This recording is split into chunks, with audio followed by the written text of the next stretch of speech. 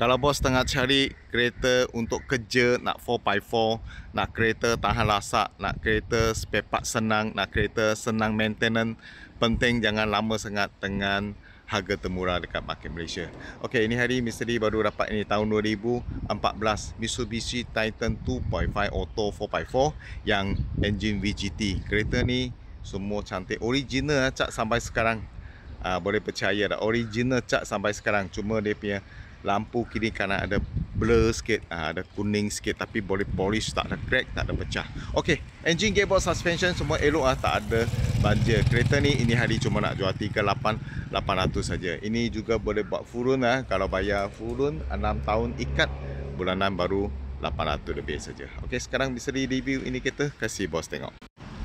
Selamat petang bos. Mr. D baru dapat ni tahun 2014 Mitsubishi Triton 2.5 Auto yang engine VGT, auto lagi 4x4 Okey, ini kereta cat masih ori sampai sekarang betul-betul ori bukan cerita ori saja.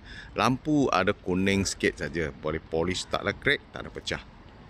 Owner cerita memang jaga ni kereta, tak ada masuk side, tak ada masuk ladang, tak ada ambil berat.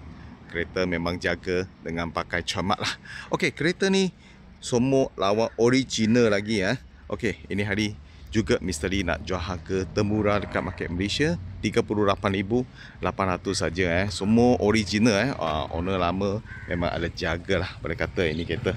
Okey, belakang bar ada, ni canopy pun ada Okey, boleh buat full run ini kereta. Boleh buat full run Kalau buat full run bulanan 800 lebih, bayar 6 tahun sajalah. Side step pun ada, nampak side step ada, belakang punya bumper semua original lagi semua elok-elok lah, tak ada langkah, tak pernah accident, tak pernah buat cat lah. Ni masih semua ori punya cat sampai sekarang lah. Ni susah mau dapat kereta 4x4 yang semua original semua original, cat pun original punya, susah mau dapat. Betul biasa untuk kerja pun sini kese sana langgar. Ni tak ada ni semua elok ori sampai sekarang. Engine, gearbox, suspension boleh kata elok-elok lah, tak ada masalah.